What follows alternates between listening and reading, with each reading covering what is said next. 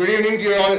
I'm sorry I'm a little late. I was just checking out a lot of the last minute deals that are going on in all the stalls. I got some really good stuff I had been keeping my eye on. I hope a lot of you have shopped at Campfire, like my future salary depends on it. So, yeah, I am hoping you did. But anyway, I'm here to present a couple of the titles that Campfire is going to be working on, releasing later this year. And so, without further ado, I will give you the trailer for one of the titles, Jane Austen's Pride and Prejudice.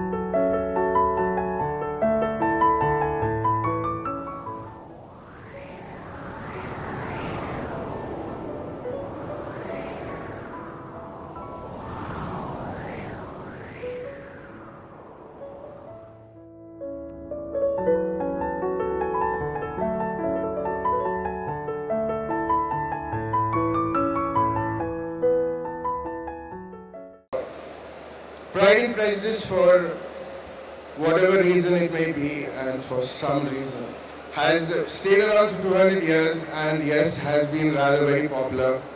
Can't be helped, I suppose. No, I'm kidding. It's a really wonderful novel. I am a fan. It's just, when I first encountered it as a text, I always had a problem because I just could not picture that world.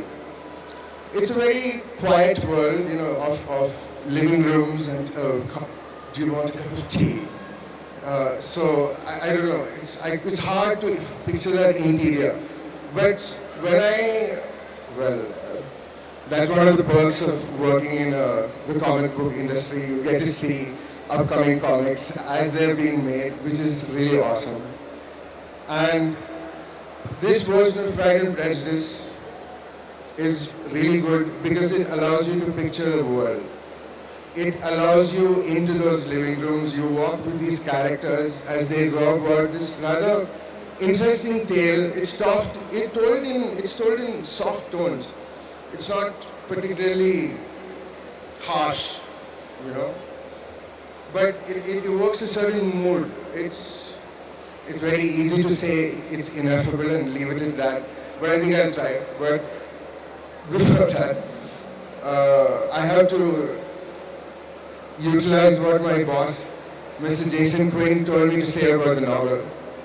I can't imitate his accent. Maybe it sounds better when he says it, but he says how Mr. Darcy will make everyone swoon for everyone with his taste. The ladies especially. Guys, get your girlfriends them to bring them over to comics. And I can't really replicate how he said Darcy was never hotter.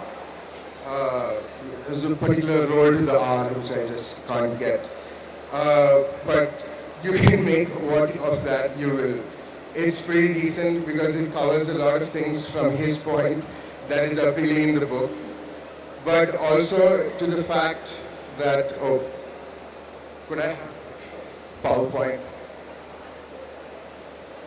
I'm sorry, I was a little absent-minded. There was a PowerPoint that was supposed to have been playing behind me at this point. I do apologize. Yeah. That is the cover of Pride and Prejudice. Yes, I'm sorry to ask for applause now again. But yeah, that is Pride and Prejudice. Next slide. These are a rendering of the main characters. So that's Darcy.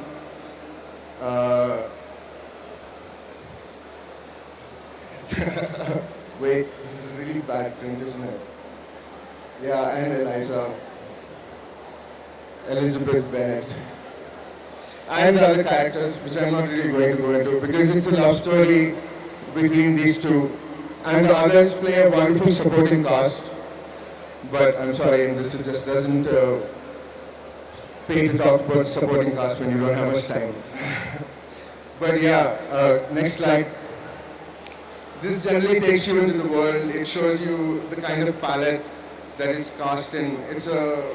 I don't know, it certainly felt Victorian to me. And these are the Bennett girls, trapped in this house and just looking outside of the world and having to exist on these fantasies that drive, I don't know, certain thoughts. And the men who are not much better. Or, yeah. Next, it goes, this is the ride of Jane Bennett. Yeah. The conversations on the tables in these rooms in the afternoon sunlight. It's a very particular kind of mood that's created generally with the dances. This is the end of that. So that was the upcoming slide of Pride and Prejudice. I hope that it was somewhat entertaining. Yeah.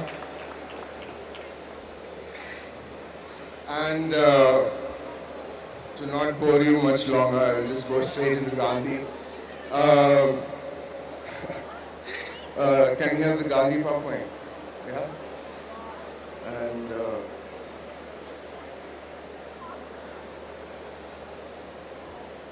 pause.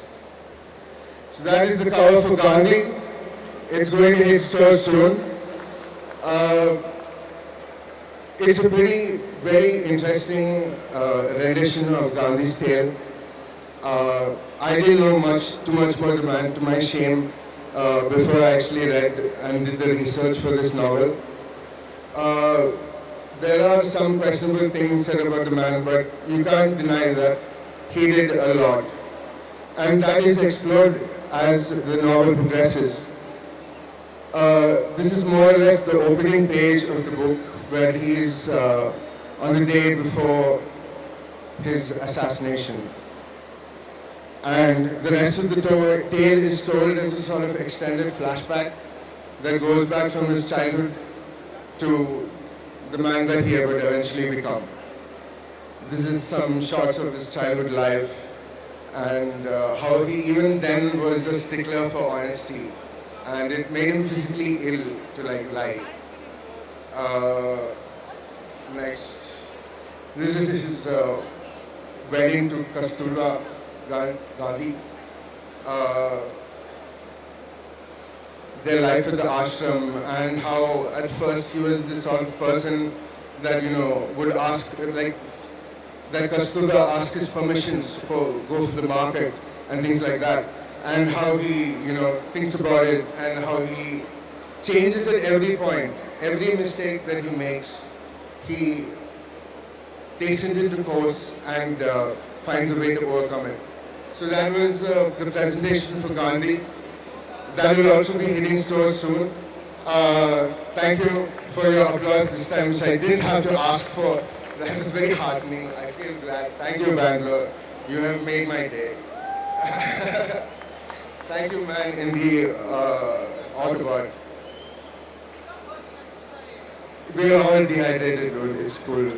We understand. We understand. We know the pain. So that is a couple of the titles that we have in store for the year 2013-2014. Couple of them are, I think, way more interesting. And I can't give you any secrets at this point, but I will give hints. There will be explosions and there will be music. And I don't know if there will be harmony or discord, but I will leave that up to you. Cheers, guys. Thank you. Keep the energy happening. This has been one of the most awesome times in my life so far. I hope this has been the same for many of you as well. Cheers. Good night. And please visit us at Campfire. We are having a bit of a clearance sale. You might be able to get a few more items on hand. Cheers. Good night.